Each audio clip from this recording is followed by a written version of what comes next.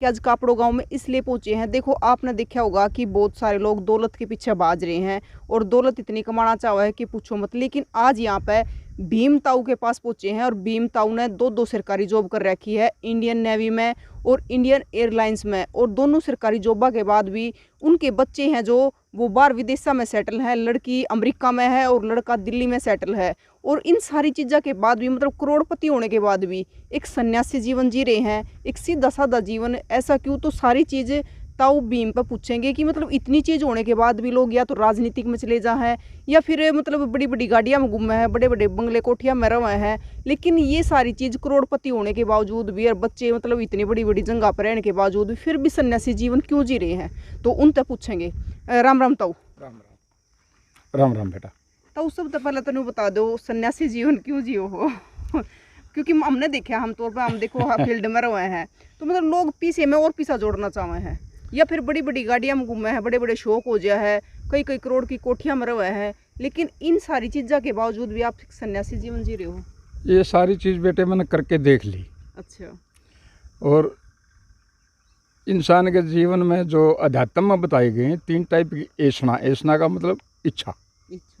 ये सारी चीज़ लोकेशना में है जो आदमी अपने आप न लोगों की नज़र में ऊंचा दिखाना चाहोगा अपने दौलत के बलबूते पे या पद के बलबूते पे, वो उस रास्ते पर जाओगा।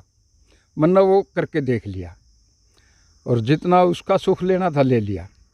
ये मैं अनुभव लेना चाहूँ था आध्यात्मिक जीवन का। तो आध्यात्मिक जीवन का अनुभव लेने के लिए मैं अपने गांव में आया हूँ और काफ़ी कुछ मैं बेस मेरा गीता है। और मेरे प्राइमरी गुरु मेरे पिताजी आर्मी में थे, ऑनरेरी लेफ्टिनेंट रिटायर थे।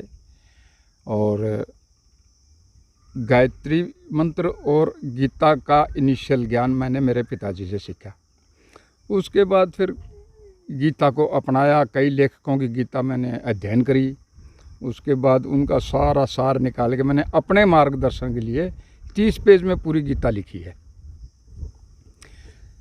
और जहाँ तक सवाल इसका, देखो बेटा, ये संस्कार हम कहते हैं कि माँ बाप ने संस्कार दिए, परिवार ने संस्कार दिए, साथियों ने संस्कार दिए। आध्यात्मिक जगत के हिसाब से अगर देखें तो संस्कार कोई किसी को दे नहीं सकता। संस्कार अध्यात्म में उसको कहते हैं कि जो अब से पहले, इस वक्त जो मैं आपसे बात कर रहा हूँ, इससे पहले जो मैं कर्म कर चुका, उन कर्मों की रिकॉर्डिंग अंदर होती है।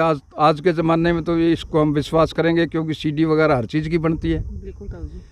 ये सिस्टम, ये जो सीडी का भी आविष्कार, मैं उसको नहीं कहूँगा, खोज कहूँगा। सीडी की जो खोज हुई है वो इसी बेस पे हुई होगी कि हमारे अंदर हमारे पिछले जीवन के जो कुछ करके आए उनकी रिकॉर्डिंग है और वो हमारे विचार में आई तो किसी ने ये खोज करी और वो बन गई। तो संस्कार मेरे अंदर मेरे पुराने जीवन के हैं। यहाँ जहाँ आप खड़े हो इस टाइम पे, और जहाँ मैंने ये अपना छोटी सा आश्रम बना रखा है, पहले ये झोड़ होया करता यहाँ से और वो 2.5 किले तक। और इस्तेमाल क्या करें गाँव में, उसने इस्तेमाल जब होया तो ये जोड़ तो हमारा खेत दिखा दिया। और जहाँ हमारा खेत था वो यूँ साथ में लगता, यूँ जोड़ है, यूँ जोड़ दिखा दिया। तो मेरे पिताजी पेंशन आए तो उन्होंने अपना ये मपवा के अपना जोड़ तोड़ के ये खेत बना लिया। उस किनारे पे खेत के जब ये जोड़ था तो उस किनारे पे एक हींस होया करें। हींस यहाँ मैं दिखा दूंगा आपको, ये झाड़, हाँ, हींस का बेड़ा मतलब वो गुफानुमा था। और इतना गहन था कि पानी की एक बूंद भी उसके अंदर नहीं जाती थी। वहाँ एक साधु साधना कराया करते। ये आज से कोई 250-300 साल पहले की बात है, मेरे से 7 पीढ़ी पहले। और मेरे परदादा के परदादा, दादा राजकर्ण, आपने आते टाइम बोर्ड देखा हुआ है, ये उनकी सेवा कराया करते, साधु की सेवा करते करते ये भी उसी लाइन में ढल गए। तो ये पारिवारिक संस्कार समझो, या जन्म भी हमारा अगर होता है ना, हमारे पिछले कर्मों के हिसाब से उसी तरह की परिस्थिति में जन्म होगा जो हम करना चाहते हैं, पिछले जन्म में भी करना चाहते थे। तो शायद इसलिए मेरा जन्म इस परिवार में हुआ। तो वो साधु महाराज को उन्होंने बोला भी, तकरीबन 40 साल की उम्र थी उनकी उस टाइम। तो साधु महाराज ने कहा, बेटा मेरा तो अब जाने का टाइम आ गया, मैं चलता हूँ। वो कहने लगे, बाबा आप कहाँ चलोगे, मैं भी साथ चलूँगा, मेरे कान पाड़ ले। अच्छा। तो बहुत मना किया बाबा जी ने, लेकिन वो नहीं माने। जब वो उनके कान छेदने लगे तो 4 बूंद लिक्विड की निकली। वो 4 बूंद देख के, क्योंकि अच्छे सिद्ध पुरुष थे वो साधु, उनको अंदर कुछ अनुभव हुआ और वो रुक गए। रुक के साध नाम उन्होंने दिया था मेरे परदादा के परदादा को, कि साध राजकरण मैं तेरे कान नहीं छेद सकता। भाई तेरे तो 4 बेटियां का योग है, जो मैंने देखा अपना अंदर 4 बेटे होंगे तेरे। अपने जीवन में 1 से 21 तागड़ी होगी। 21 तागड़ी का मतलब 21 लड़के तेरे परिवार में होंगे। और पड़पोता का मुंह देख के मरेगा भाई तू तो। अच्छा। वो हंस पड़ाने बोलिया, बाबा मना करना सीधा हो गया, मना कर दे, 40 साल की उम्र होगी, तहीं ब्याह को नहीं हुआ, पड़पोते किसके पड़पोते। खैर वो बात होती जाती गई। ये तो पीछा छोड़ने राजी नहीं हुए। तो महात्मा ने एक दिन अपने प्राण कपाल में चढ़ा लिए। इनने सोचा भी शायद शरीर छोड़ दिया। तो सारा सुरा लकड़ियाँ का देख के उसने बाबा जी ने यहाँ बैठा के गांव में चले गए उनके अंतिम संस्कार की तैयारी करने। वापस आए तो ना तो साधु महाराज मिले वहाँ, ना उनके कोई पद चिन्ह मिले, कोई निशानी नहीं मिली। आज तक किसी को नहीं पता वो कहाँ गए। अच्छा। और जो बात उन्होंने कही थी, 3 बात कही थी। वे 4 बेटे होंगे, तो राजकरण नाम था मेरे परदादा के परदादा का, उनके 4 बेटे हुए, 21 तागड़ी होंगे, 21 तागड़ी और 5 पीढ़ी तक 21 ही रहे, 22वीं नहीं हुई। अच्छा। कोई बच्चा पैदा होता तो बुजुर्ग टुड़ जाता। तो इस मतलब 5वीं पीढ़ी में मेरा चाचा लग गया है। वो जब पैदा हुआ तो उस तक 22वीं तगड़ी शुरू हुई। आज हमारे 43 घर हैं। सादड़े कमें हैं कापड़ो गाँव में, हमने सादड़िया का नाम तो जाने जावा, क्यों उसने साध कह गया था वो बाबा जी, साध का थोड़ा सा उसी के नाम से चल पड़ा। हाँ बिगाड़ के सादड़े बना दिए। हमारे 43 परिवार हैं गांव में जो सादड़िया के नाम तक जाने जावे हैं। और लगभग 125 के करीब मतलब मेल मेंबर हैं इसमें। तो भीमता उन्हें बताओ कि आप जो सन्यासी जीवन जी रहे हो, तो वो कहीं ना कहीं उस डीएनए में चलता आ रहा है। हाँ, डीएनए में चलता आ रहा है। और मैंने सुना भी था और पढ़ा भी था, जहाँ कोई अच्छी शुद्ध आत्मा साधना करे है, साधना की जो वाइब्रेशन है, जो स्पंदन है, वो ख़त्म नहीं होते, वो वहाँ मौजूद मिलेंगे। लेकिन अनुभव कर सकेगा कोई जो जिसके अंदर पात्रता है। मैंने यहाँ आने से पहले मैं कुशीनगर गया था। कुशीनगर महात्मा बुद्ध ने शरीर त्यागा था। और जितने बुद्ध कंट्रीज़ हैं, सारी बुद्ध कंट्रीज़ के वहाँ बौद्ध मंदिर हैं। तो बर्मा के बौद्ध मंदिर में उनकी एक मेटल की स्टैचू है काफ़ी बड़ी, जो मुझे लेके गए थे वहाँ दिखाने के लिए। वो कहने लगे, भाई साहब यहाँ बैठ के थोड़ी देर ध्यान करें। मैंने कहा ज़रूर करेंगे। वहाँ ध्यान कराया तो वो स्पंदन वाली बात मेरी वहाँ कन्फर्म हुई। मुझे वहाँ कुछ अलग महसूस हुआ। मैंने फिर उनसे कहा भी मैं तो यहाँ 10-15 दिन रह के यहाँ साधना करना चाहता हूँ। तो मिले, उन बर्मा के ही थे, वो हेड थे जो वहाँ के साधु। उनसे बातचीत हुई। बातचीत में गीता का जिक्र आ गया। मैंने बोला भी मैं तो गीता को मानता हूँ। इस बात से वो नाराज़ हो गए। लेकिन आप तो गीता वाले हो, यहाँ क्या करने आए, आप गीता वालों के पास जाओ। और उन दिनों हमारे यहाँ एक एयरक्राफ्ट में घटना हो गई थी, किसी एयर होस्टेस के साथ छेड़छाड़ हो गई थी। उसने कहा, देखा आपके हिंदुस्तानी ने क्या किया, पेपर पढ़ते हो। मैं सुनता गया उनकी सारी बात। और मैं गया तो मेरा निवेदन उनसे ये था कि 10-15 दिन के लिए मुझे यहाँ रहने की व्यवस्था कर दो, तो मैं ध्यान करना चाहता हूँ। मैं फिर उनकी सारी ये बात सुन के उठ के चलने लगा। उनको हाथ जोड़ के नमस्ते की, आपसे निवेदन किया था, आपको ठीक नहीं लगा, आपने जितना टाइम दिया उसके लिए धन्यवाद। और मैंने कहा 2 बात आपने कही, उन पे मैं कुछ कहना चाहता हूँ, अगर आपकी अनुमति हो तो। कहने के कहो। मैंने कहा आपने एयरक्राफ्ट में एयर होस्टेस वाली घटना की बात की और ये कहा कि हिंदुस्तानी ने ऐसा किया। मैंने कहा इंक्लूडिंग योर कंट्री। आप एक कंट्री का नाम मुझे पूरे वर्ल्ड में बता दो जहाँ ऐसी घटना ना होती हो। और आपके कंट्री का, मैंने कहा मैं याद दिलवा दूँ, आपके कंट्री में रोहिंग्यास के साथ क्या हुआ था। बाकी रही आपने कहा कि गीता वाले हो तो गीता वालों के पास जाओ। मैंने कहा जो गीता और बुद्ध को अलग मानता है वो ना गीता को जानता ना बुद्ध को जानता। अब मुझे नहीं पता उनको कौन सी बात खटकी या वो मेरी परीक्षा ले रहे थे। उठ के चलने लगा, उन्होंने कहा बैठ जाओ और एक लड़के को बुलाया और कहने लगा इनको भी एक कमरा और चारपाई दे दो। वहाँ फिर मैं 15 दिन रहा। वहाँ मैंने स्पंदन महसूस करे। उसके बाद यहाँ भिवानी के पास दिनोद गांव है, यहाँ भी साधक हुए हैं 2 लगातार, ताराचंद और कंवर सिंह।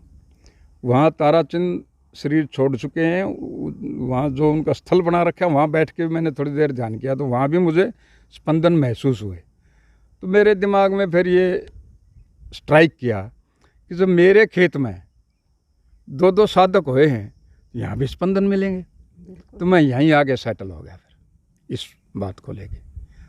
और यहाँ मैं अब कितना महसूस करता हूँ ये कहना ठीक नहीं है, लेकिन मेरे पास आने वालों ने कुछ ने ये कहा है कि यहाँ आके हमारे विचार बदल जाते हैं। और उनमें से एक पुलिस में है, अभी पुलिस में सर्विस कर रहा है। तो इस तरह का है, इसलिए मैं यहाँ बैठा हूँ, अकेला अलग से बैठा हूँ। अपना जो भी मेरी विधि है, मैंने जो विधि है, मैं किसी भी मत पंथ से जुड़ा हुआ नहीं हूँ। मैं इंडिपेंडेंट हूँ, अपनी इंडिपेंडेंट साधना करता हूँ।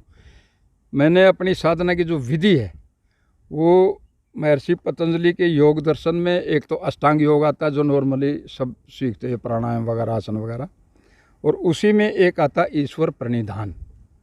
तो मैंने ईश्वर प्रणिधान को चुना।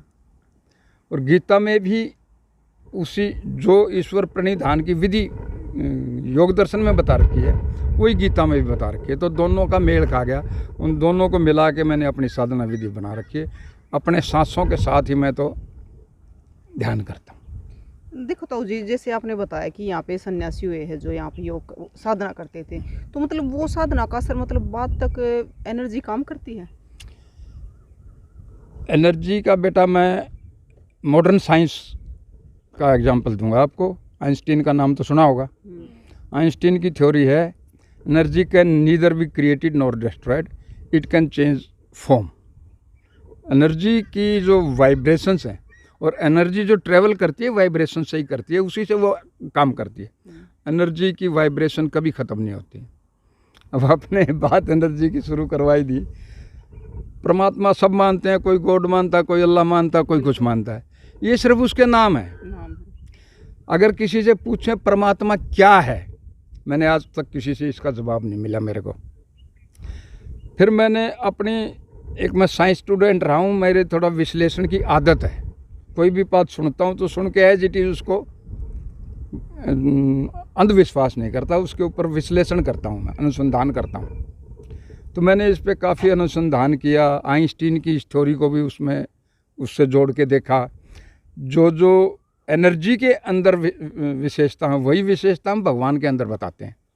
तो मैं मानता हूँ कि जो सम टोटल एनर्जी है पूरे ब्रह्मांड में, पूरी जहाँ भी एनर्जी है, सम टोटल एनर्जी तो है परमात्मा। और एक यूनिट में, एक शरीर में, चाहे वो चींटी का शरीर है, उसमें जो एनर्जी काम करती है वो है आत्मा। ये मेरा मानना है। कितना ठीक कितना गलत मैं इसका क्लेम नहीं करता, लेकिन मैं अपने अनुभव से ये मानता हूँ कि एनर्जी ही परमात्मा है, एनर्जी ही आत्मा है। और मैटीरियली दोनों एक है, सब्सटेंशली एक ही सब्सटेंस है। एनर्जी वो है, एनर्जी वो है, सिर्फ इसमें विस्तार का अंतर है। परमात्मा का विस्तार ज़्यादा है, एनर्जी का विस्तार जिस शरीर में वो काम करती है, आत्मा का विस्तार उतना है। बाकी एक हैं दोनों। और परिवार वाले कंधे को नहीं बाबा को कर बन गया, बेटा बेटी दिल्ली में जो रहे हैं। देखो तो अगर देखा जाना तो आपने दो जॉब करी सरकारी। पहले तो आप ये बताओ कि आप पढ़े कड़े थी हो? पढ़ा तो मैं प्री इंजीनियरिंग था हूँ। अच्छा। उसके बाद नेवी ज्वाइन कर ली थी।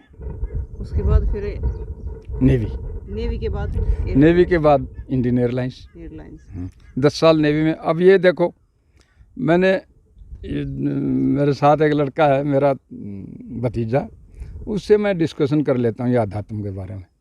तो एक दिन ऐसे ही बैठे बैठे बात कर रहे थे, तो मैंने कहा बेटा सब कुछ जो है ना, जो होता है संसार में ईश्वरीय व्यवस्था के अनुरूप होता है।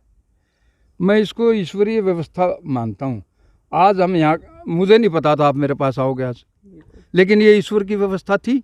आप आ गए, आज बात कर रहे हैं। आपको भी नहीं पता था कि आज कापड़ो जाके मेरे से मिलोगे। मतलब ताऊ जी, मतलब कहने का अभिप्राय है कि पहले से सारी चीजें सेटल होती है। सेटल होती हैं, बिल्कुल। ये सारी चीज़ें सेटल हैं। हमें पता जब चलता है जब हमारे सामने प्रत्यक्ष अनुभव में हम प्रत्यक्ष देखते हैं।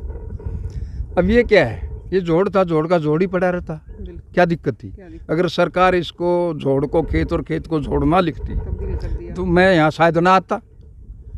अब ये क्योंकि हमारा खेत हो गया, तो ये ईश्वर की व्यवस्था है। जहाँ मेरे परदादा के परदादा साधना करके गए थे, वही जगह हमारा खेत है आज। और हम उनके परिवार में तो 43 फैमिली हैं। हाँ। किसी और के हिस्से में ये खेत क्यों नहीं चला गया? आपके हमारे हिस्से में क्यों आया? तो ये पहले से और हमारे हिस्से में आके ये जोड़ का मेल ताल होया करता, यूँ है मेरे हिस्से में क्यों आया? तो ये सारी व्यवस्था ईश्वर की है, ये पहले से डिसाइड था। पहले से डिसाइडेड था। तो ताऊ और जी, बल्कि देखा जाए तो मैंने तो वो कोना मांगा था अपने भतीजे से, भाई वो दे दे। वो बोला नहीं, वो तो मैं लूँगा। भाई ठीक है, तू ले ले। मैंने अपना मन में संतोष का, अगर मेरी साधना में सच्चाई होगी तो 100 गज दूर पे भी काम करेगा। तो ताऊ जी ये बताओ, देखो बेटी अमेरिका में है, बेटा दिल्ली में है, तो मतलब कहते नहीं कभी है कि आप इस प्रकार तय, और वो भी करोड़पति होने के बावजूद भी। बताया मैंने आपको, उनको मनाने में मुझे 17 साल लग गए। 17 साल। जब वो राजी हो गए, खुश हो गए, कह दिया कि ठीक है जाओ, तब आया हूँ। मैं किसी को नाराज़ करके नहीं आया और ना कोई तिल भर अपनी जिम्मेदारी छोड़ के आया। सारी जिम्मेदारी पूरी कर दी, बच्चे पढ़ा लिखा दिए, शादी हो गई उनकी, अपने पैरों पे खड़े हो गए। और ये भी एक संयोग है, ईश्वरीय व्यवस्था फिर आती है। मेरे पिताजी 9 जनवरी 2006 को शरीर छोड़ा था। उससे 4 महीने पहले मेरे बेटे ने गायत्री मंत्र की कैसेट ला के दी मेरे को। क्यों दी मैंने नहीं, मेरे को नहीं पता। उस कैसेट को सुन के मैंने गायत्री मंत्र की जाप शुरू कर दिया। करते करते मैं, एक शांति कुंज है गायत्री पीठ, आचार्य श्री राम शर्मा का स्थापित किया, वहाँ पहुँच गया। वहाँ से कुछ लिटरेचर लेके आया। मतलब पूरी तरह से गायत्री का कम से कम मैंने, मेरे पिताजी के देहांत के 3 साल बाद रिटायर हुआ मैं इंडियन एयरलाइंस से। तब तक 3 साल मैंने तैयारी की इस सन्यासी जीवन जीने की। घर में सन्यासी बन के रहा मैं। अपने छत पे एक कुटिया बना रखी थी और उसी पे एक तरफ पार्क था, 3 तरफ मैंने छत पे अपना बगीचा बना रखा था। घर में ही जंगल बना रखा था। मतलब रिटायर होने से पहले ही तैयारी शुरू हाँ, कर दी। रिटायर होने से पहले की तैयारी थी मेरी। और तो मेरी ताई खुश है। अच्छा, हाँ, तो ताई यहाँ जब पे रहती है कि वहाँ उन पे रहती है? ताई अपने बच्चों के पास दिल्ली है। अच्छा। दिल्ली का जीवन छोड़ के खेतों में रहना थोड़ा सा कठिन है, ठीक है। क्योंकि वो लाइफस्टाइल से जो अभ्यस्त हो गया और वो फैसिलिटी यहाँ नहीं मिलेंगी। तो मैं क्यों दबाव दूँ कि भाई सिर्फ अपने स्वार्थ के लिए रोटी पो दिया करेगी। वो उसकी जिंदगी है खाना पहले। कौन बनावा? कैसे? मेरा खाना मैं फलाहार लेता हूँ। 3-4 दिन का फल या तो मैं जाके ले आता हूँ या किसी से मंगवा लेता हूँ। और उसके साथ अन्न के रूप में भूखड़े और गुड़ और दूध, ये मेरा खाना है। और जो आपकी संपत्ति, जो पैसा था, वो वो बच्चों सब ने परिवार को दिया है। परिवार ने दिया है सर? हाँ। आपके कोठी भी नाम होंगी, कई जगह मकान, रोड। क्योंकि तो नहीं, आपने ज़्यादा वो विस्तार किए। मैंने नहीं किया। मेरा एक मकान है 3 मंजिल का दिल्ली में। उसमें कुछ पोर्शन में मेरा परिवार रहता, कुछ पोर्शन किराए पे दे रखा है। तो आपने बच्चों को सौंप दिया सर? हाँ। तो अब यहाँ पे जैसे आप फल वगैरह मंगाते हो, तो यहाँ पे कैसे खर्चा चलता है? हाँ, ये फिर मैं वो ईश्वरीय व्यवस्था कहूँगा। 1977 में नेवी छोड़ी थी मैंने। 2018 तक कोई पेंशन नहीं थी मेरी। 2018 में सुप्रीम कोर्ट के ऑर्डर से जो 10 साल सर्विस करके आए थे और मेरे पीरियड में जो छोड़ के आए, उनकी पेंशन होगी, मेरी भी होगी बाद में 40 साल बाद। कितने 40 साल बाद हैं। कितने रुपए मिले हैं? ये क्यों पूछ रहे हो बेटा? मेरा खर्चा चल जाओ है।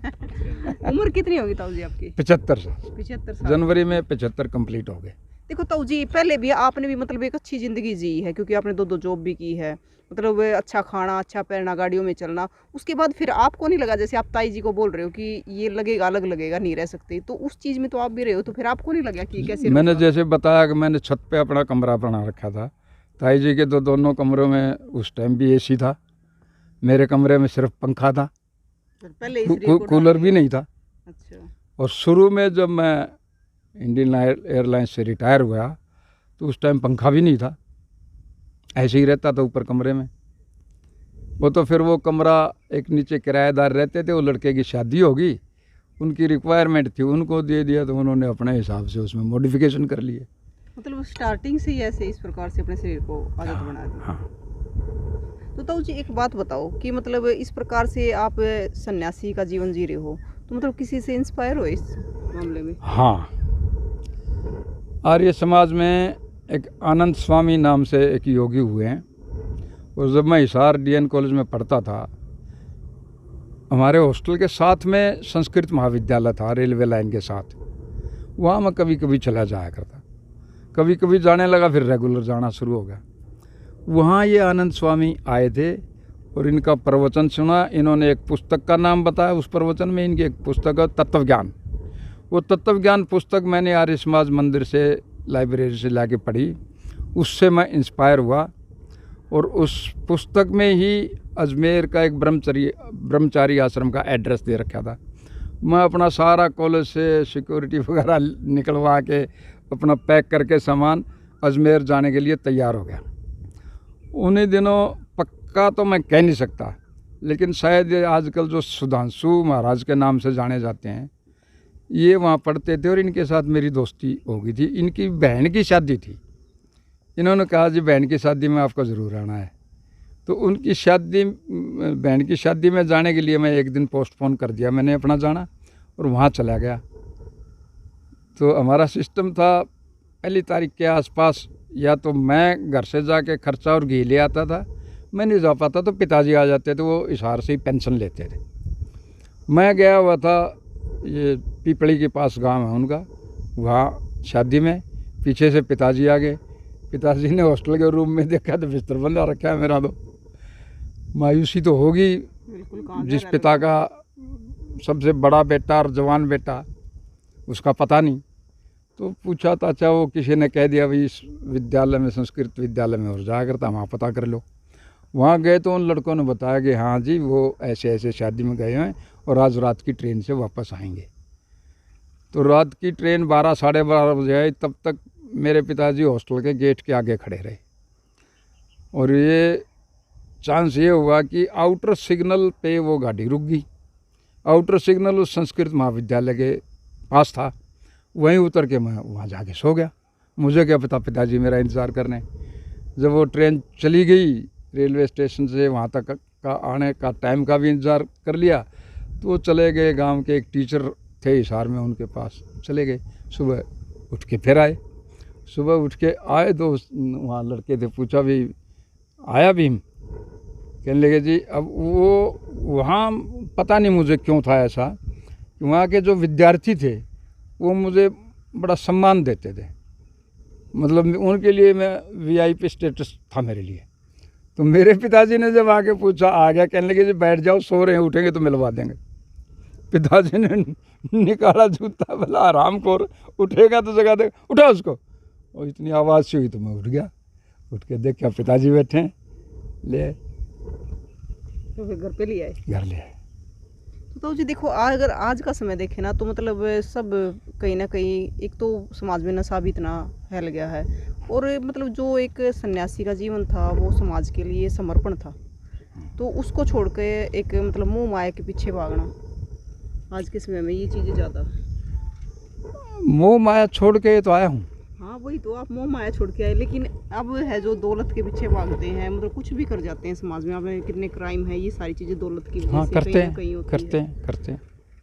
तो उसके बारे में आप क्या कहना चाहोगे हमारे दोस्त को, जिससे कुछ सीख मिले? मैं ये कहना चाहूँगा कि ये भ्रमजाल है, दलदल है। इसमें जो फंसेगा, फंसने से पहले कोई संभल गया, अच्छी किस्मत है। जो फंस गया, जितनी निकलने की कोशिश करेगा उतना फंसेगा उसके अंदर। तो इससे बचना चाहिए, दलदल से साइड होके निकल जाओ तो सुखी रहोगे। और मैं ये कहता हूँ अपने से छोटों को, जब मैं कुछ ये कहता हूँ कि कुछ सिखाओ, मैं उनको ये कहता हूँ भी हर चीज़ अपने जीवन में अनुभव करके, एक्सपीरियंस करके सीखना ठीक है, वो अच्छी बात है, वो भी कोई सीख जाए तो। लेकिन समझदार वो है जो दूसरे के अनुभव को देख के समझ सीख ले। देखते हो आप इस तरह के काम करने वालों को, उनकी क्या गति होती है, उनको देख के सीखो। जो उनको देख के सीखेगा वो समझदार है। और भाई गलती होगी फिर भी अगर कोई संभल गया तो वो भी ठीक है, लेकिन उसमें अंततोगत्वा उसमें दुख ही दुख है और कुछ है नहीं। कोई भी व्यसन हो, व्यसन में सुख नहीं हो सकता। देखने में सुख लगेगा। मैंने गीता में भी एक चीज़ पढ़ी थी कि जो सात्विक सुख होता है वो आरंभ में विष के जैसा होता है और परिणाम में अमृत के जैसा। राजसिक सुख आरंभ में अमृत के जैसा, परिणाम में विष के जैसा।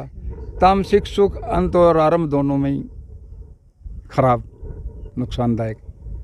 3 प्रकार के सुख बताए गए हैं। तो सात्विक सुख की तरफ चलो, ठीक है। आरंभ में विष के जैसा ऐसा है कि आप किसी भी अच्छे मार्ग पे चलो, जब भी आप अच्छे मार्ग पे चलोगे तो शुरू में कठिनाई आएंगी ही आएंगी। ये लोग तप कहते हैं, तपस्या कहते हैं। मैं तपस्या उसको मानता हूँ कि जब आप अच्छे रास्ते पे चलें और उस रास्ते पे जो कठिनाई आए, उन कठिनाइयों को खुशी खुशी झेल जाओ। कठिनाइयों से डर के अपना अच्छा रास्ता मत छोड़ो, वो है असली तपस्या। देखो तो एक है ना, बड़े बुजुर्ग का कर रहा है, क्योंकि हम भी बैठते रहे हैं बड़े बुजुर्ग के बाद कि पहले सुख देख के बाद में दुख देखना बड़ा कठिन हुआ है, लेकिन अगर पहले दुख देख के बाद में सुख मिला है तो वो अच्छा हुआ है। पहले पीछे कुछ नहीं होता, क्योंकि वो सहन नहीं होगा, फिर वो सहन सुख और दुख एक सिक्के के 2 पहलू हैं। हाँ। जीवन में कोई समय ऐसा नहीं होता जब आप दुखी नहीं होते, और जब दुखी हो तब भी आपको कुछ न कुछ, किसी न किसी मात्रा में सुख मिलेगा। और बहुत खुश हो तब भी थोड़ा बहुत दुख मिलेगा। सुख और दुख साथ चलते हैं। ये आपका नज़रिया है। दुख को भी ये मत मानो कि ये दुख है, उसको ये मानो कि ये मेरी परीक्षा है, और इस परीक्षा से बाहर निकलो। और परीक्षा हमेशा विपरीत समय में होती है। समय जब अनुकूल है तो सब कुछ ठीक है, उसमें क्या परीक्षा होनी है। विपरीत परिस्थिति में जो अपने आप को संभाल ले, मेंटेन कर जाए, अपनी स्थिति से ना गिरे, वो है असली संभलना, और वही सुख है। दुख में भी आप सुख ढूंढ सकते हो। तो जी देखो, एक तो आपने वो जीवन जिया, गृहस्थी जीवन भी जिया है, नौकरी भी की है, और एक सन्यासी का जीवन जी रहे हो, तो ज़्यादा अनुभव किस, मतलब ज़्यादा आनंद किस में है? जो ये जो जीवन में अब जी रहा हूँ और इससे पहले जो जिया था, इससे पहले के जीवन में सिर्फ भोग और सुख थे, सांसारिक। आनंद था ही नहीं, अच्छा, और हो भी नहीं सकता आनंद। आनंद ये है, आनंद आपको साधनों से नहीं मिलेगा। सुख साधन आपको आनंद नहीं दे सकते, आराम दे सकते हैं। अब आपको चॉइस करनी, आराम चाहिए कि आनंद। तो अब आनंद है, अब आनंद है। चलो ठीक है। तो ताऊ भीम के पास थे और ताऊ भीम से बहुत सारी बातें जानने को मिली। और एक मतलब गृहस्थी जीवन जीने के बाद, मतलब करोड़पति होने के बाद, 2 जॉब करने के बाद भी, और एक सन्यासी का जीवन जीना, मतलब वो एक सुख था और ये एक आनंद है। तो अब सुख पहले जी लिया, लेकिन अब आनंद है। जैसे ताऊ जी ने बताया कि सुख होता है जो मतलब हमें आराम दे, लेकिन आनंद होता है जो हमारे मन के अंदर से हो, जो हमें मतलब उसको शब्दों में बयान नहीं कर सकते। आनंद परमानेंट सुख है। हाँ, उसको और शब्दों में सुख बयान नहीं कर सकते। आने जाने वाला। आने जाने वाला है। तो आनंद परमानेंट में, सुख, आनंद में जब आप एक बार डुबकी लगा ली तो फिर उससे वो छूट नहीं सकता, हमेशा आनंदित ही रहोगे। तो ताऊ जी की इन बातों के बारे में सुन के आपका क्या कहना है, कमेंट बॉक्स में ज़रूर बताएं, और तस्वीरों को ज़्यादा से ज़्यादा शेयर करें।